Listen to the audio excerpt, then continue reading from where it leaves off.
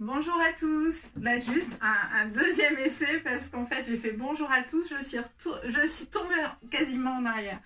Voilà, donc je recommence. Voilà, donc on se retrouve aujourd'hui pour la tarte crue aux fruits. Sachant l'importance des fruits dans cette alimentation qu'il nous faut en ce moment pour apprendre au corps en fait à manger les éléments qui lui correspondent et à du coup mieux se défendre avec son système immunitaire. Donc on va faire la tarte crue aux fruits. Donc on avait fait la tarte crue au chocolat et j'avais juste oublié de vous présenter les graines germées, les graines de sarrasin germées et déshydratées. Donc là on va le faire avec ça aujourd'hui. Et en fait, on va faire une sorte de petite crème pâtissière, crème d'amande. D'ailleurs, il faudra que j'aille là-bas chercher l'huile de coco que j'ai laissée au soleil. Et qui va vous permettre d'avoir une tarte en fait qui peut reposer. Sachant que tout est cru et que le fruit, il a je prends des myrtilles parce que les myrtilles, du coup, c'est un petit peu facile. Ça ne va pas rendre d'eau. Elles sont là, donc elles ont été rincées. Et les framboises bien aussi. Les fraises, par contre, comme on a tendance à couper la base, elles vont tendance à rendre de l'eau. Et l'avantage de cette tarte-là, c'est que même si le fruit rend un petit peu d'eau, comme le kiwi, pareil, même si ce fruit rend de l'eau, en fait, l'eau ne va pas pénétrer dans la tarte. Parce qu'on va avoir cette sorte de crème qui va amener en plus beaucoup de douceur entre le craquant de la pâte et le craquant du fruit. Et du coup, ça fait une tarte très équilibrée, un petit peu comme on mange les tartes aux fraises, les tartes aux fruits chez les pâtissiers. Alors, là, j'ai pris un moule, en fait, comme ça. J'ai hésité longtemps à aussi le faire avec ces moules en silicone qui ont l'avantage, quand on les met au congélateur, de se refroidir très très vite. Parce que ces pâtes-là, en même temps, on peut les faire assez rapidement. Donc, on va tout de suite faire la pâte. Donc là, il nous faut de la poudre d'amande. Donc là, il me restait de la dernière recette, la poudre de noix d'Amazonie. Donc voilà, je vais la mettre déjà en poudre. Sinon, on mettait les noix d'Amazonie, il n'y a pas de problème. On va mettre un petit peu de noix de coco râpée. Donc moi, j'en mets pas mal parce que je trouve qu'avec les fruits, c'est quand même super intéressant. Et on va prendre la pâte de date. Alors, la pâte de date, toujours en morceaux. Et donc là, on va juste couper des petits morceaux pour que ça se mette rapidement au milieu des noix. D'ailleurs, je vais remettre quelques noix parce que là, je vois qu'au niveau des quantités, c'est pas... Je vous mettrai les proportions exactes de la recette sur la vidéo YouTube. Et... donc après ça, la pâte de date, vous dosez comme vous avez l'habitude. Moi, quasiment, j'en mets plus, très très peu, parce que j'essaye vraiment de supprimer le goût du sucre. Après, si vous voulez amener le reste de la famille à une alimentation crue, surtout dans les desserts, ne supprimez pas le sucre d'un seul coup. Parce que, un, ils vont pas comprendre et deux, ils vont pas aimer surtout.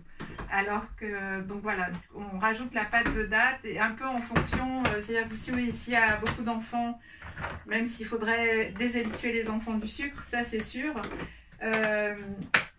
Mais s'il y a des enfants, ben voilà, on met un petit peu plus de pâte de date pour être sûr qu'ils mangent la tarte aux fruits, quoi. Donc je rajoute quelques noix d'Amazonie. Donc je vais les couper parce que bien sûr j'ai toujours mon petit robot là qui n'est pas d'une puissance extraordinaire.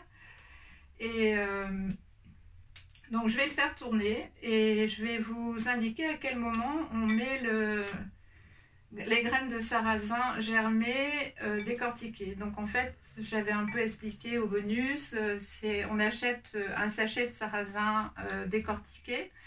On le fait tremper une nuit dans un saladier et avec de l'eau. Et le lendemain, on étale sur une plaque de déshydrateur ou sur sa plaque de four ménager. On étale ces grains de sarrasin qui ont déjà le petit germe tout petit au bout d'une nuit. Et on le fait déshydrater à peu près la même chose qu'il a trempé, la même durée. C'est-à-dire à peu près entre 10 et 12 heures. Donc au four ménager, vous le mettez au premier cran, qui est un cran qui est entre 40 et 50 degrés. Et au déshydrateur, voilà, à 40 degrés, c'est parfait. Donc là, je vais faire tourner ma crème.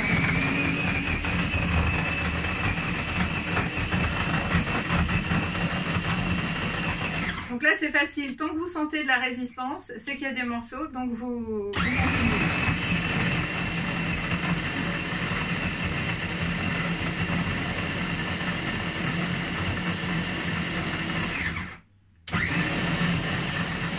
Après, il y en a d'autres qui mettent selon la recette du sirop d'agave ou de sucre de coco. C'est sûr que c'est un petit peu plus facile parce que du coup, ça se mélange beaucoup plus facilement. Mais en même temps, voilà, ce ne sont pas des sucres directement assimilables.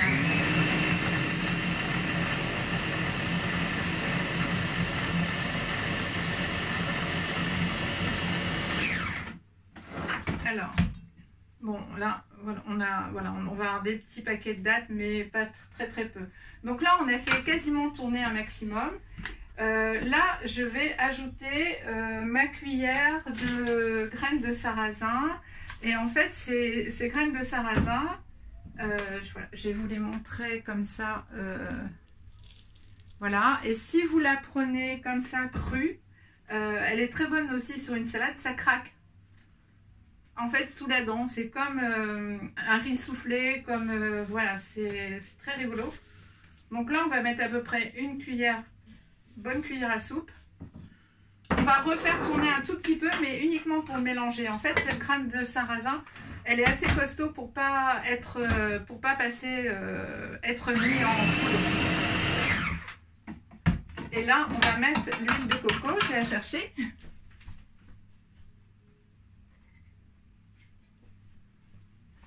Alors, hop, je vais la laisser au soleil. Donc là, aujourd'hui, ça va vite parce qu'il fait très chaud. Donc là, on va faire aussi une cuillère à soupe. Voilà, je pense que c'est bon. Donc la cuillère est assez plate hein, quand même. Donc, après, l'huile de coco comme ça, l'été, n'hésitez pas à vous en mettre sur le corps, les cheveux. C'est vraiment super bon.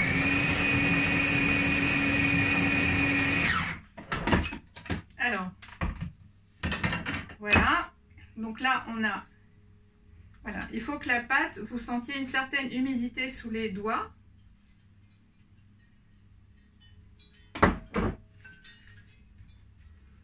Alors, moi je vais faire celle-là, comme ça je vous la montrerai demain, à moins que, voilà, je vais voir, si elle se démoule bien, je vais la mettre sur... un petit couvercle en plastique et on va la mettre au congélateur comme ça.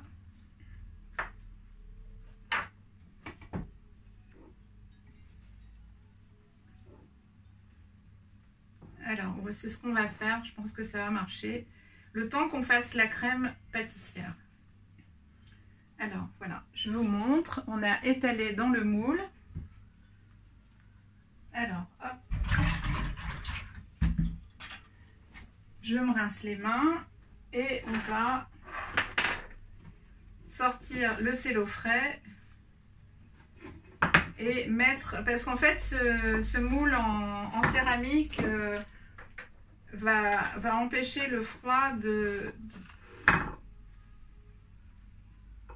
Voilà. Donc elle se tient assez bien pour qu'on puisse...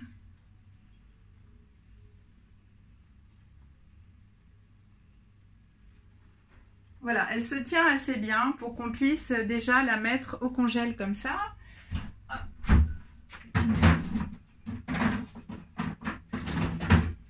Donc pendant ce temps-là, on fait la crème. Donc on va la faire dans le même saladier par contre, dans le même petit robot. Alors, donc là, moi je vais la faire à base de noix de coco. Si vous préférez la faire à base d'amandes, il n'y a aucun problème. Là, c'est en fonction de ce que vous voulez comme rendu.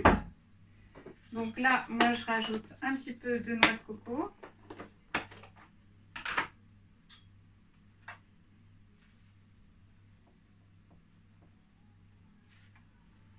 Et on va mettre un petit peu de noix d'Amazonie. Je vais donner un premier tour et après, je vais mettre mon mélange crème de coco, crème d'amande. Donc là, on essaye d'avoir vraiment une poudre qui arrive relativement vite. Hein.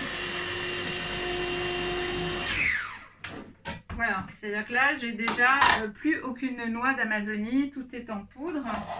Donc là, je rajoute une bonne cuillère de crème de coco. En fait, c'est un mélange de, on va dire, beurre de coco et beurre d'amande. Voilà, donc je vais rajouter à peu près ça. Donc là, les proportions que je vais vous donner dans la recette sont à peu près pour 2 grandes tartes pour 2 personnes. Et je vais mettre, je vais prendre la cuillère aussi. Hop. On va prendre cette cuillère-là. Voilà, on va être sur une autre cuillère à soupe d'huile de coco. Et on va mélanger.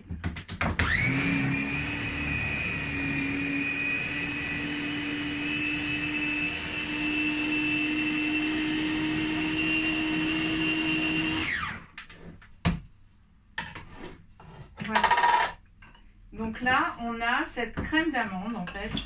Donc là, je vais prendre une autre spatule. Voilà, on a cette crème d'amande. Donc là, qui est un petit peu liquide et en fait qui va durcir au frigidaire. Donc je vais aller chercher la tarte.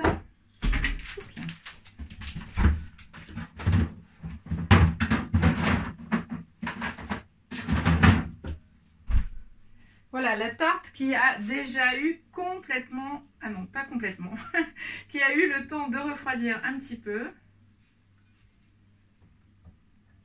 Donc on met cette crème à l'intérieur. Cette crème avec l'huile de coco et les amandes qui vont continuer d'absorber l'humidité. Cette crème va durcir. Voilà, après il suffit d'enlever le plastique. Et donc peut-être je fais cette vidéo en 2 fois. Voilà, je vais attendre 5 minutes, la mettre au congélateur et vous la disposez un petit peu après.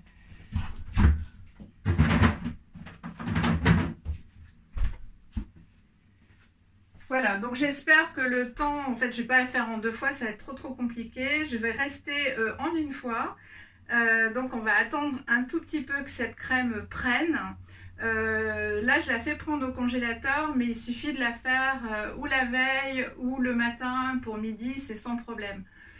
Et voilà, et après vous pouvez la servir. Elle peut attendre un petit peu à table, chose qui parfois est difficile en fonction de la quantité d'huile de coco et de la forme de la préparation. Surtout l'été, en fait, avec la température ambiante très chaude, on peut avoir un dessert qui se défait assez vite. Du coup, il faut vraiment le servir comme une glace en sortant du frigidaire. Là, l'avantage de cette recette-là, c'est qu'elle va pouvoir attendre, en fait, à condition de la préparer un petit peu avant. Donc, le temps que cette tarte prenne, je vais vous expliquer demain, on va faire un pad thai. Donc on va faire un pad thai de 2 façons. Donc je vais préparer un petit peu avant les légumes. Donc on va avoir du chou, des carottes, des courgettes. On le fera avec des spaghettis de légumes. Et on fera une version aussi végétarienne mais pas crue avec des nouilles de riz. Les nouilles de riz, pareil, hein. En fait, on ne va pas les cuire, on va avoir un bol d'eau chaude, les mettre dedans. Et en fait, ça va être surtout la sauce que je voudrais vous expliquer. Ça va être un exemple de sauce, en fait, qui peut complètement agrémenter vos salades d'été. que ça soit n'importe quelle salade. Et voilà, on est quand même toujours dans des légumes. Il y a des fois où ça peut paraître monotone, sauf si on fait des sauces avec des goûts complètement différents, que ce soit à la mangue, à l'orange, à l'avocat, donc qui vont avoir des consistances différentes et qui vont donner des salades du coup complètement différentes.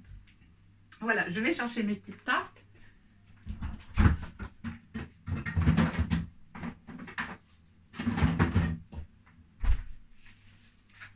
Voilà. Donc l'avantage au congèle, c'est que ça a quand même déjà pris un tout petit peu. Donc là, le plastique n'est pas terrible, hein, c'est sûr. Voilà. Donc là, il suffit, il y a un petit morceau de pâte qui prend. Donc après, il suffit de ranger vos myrtilles dessus, qui ont été rincées, hein, je le répète. Et voilà. Et je vais mettre, pour changer un petit peu, alors c'était pas du tout prévu au programme, j'avais vraiment prévu une recette aux myrtilles. En fait, voilà, je me dis, ça peut donner un petit peu de couleur. J'ai acheté des kiwis ce matin. Voilà, on en a un qui n'est pas trop dur. Donc on va l'éplucher, même si la peau du kiwi est mangeable. Moi, je ne le fais pas. Mais il y a des gens qui le font. Alors, hop. Donc ça, je me le mangerai après. Voilà.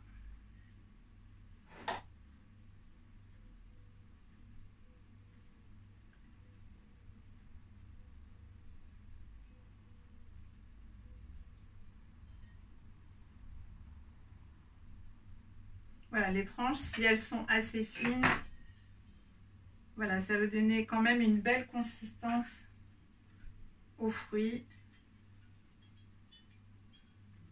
Et voilà. Donc vous mettez vos petites rondelles de kiwi avec une petite myrtille en hauteur. Et là, vous avez votre tarte aux fruits. Voilà, donc j'espère que cette recette vous aura plu et va vous permettre de faire plein de tartes aux fruits crues. Vous allez voir, la pâte, c'est bluffant, surtout pour des gens qui n'ont pas l'habitude de manger des pâtes crues. Et je pense que vous aurez de très très bons retours.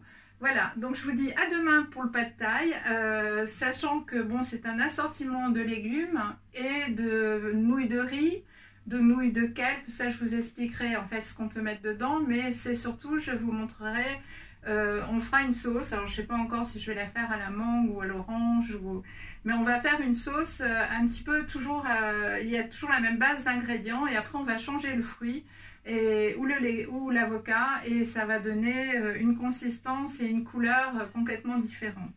Voilà, donc prenez bien soin de vous, passez une très très belle fin de journée et à demain. Merci.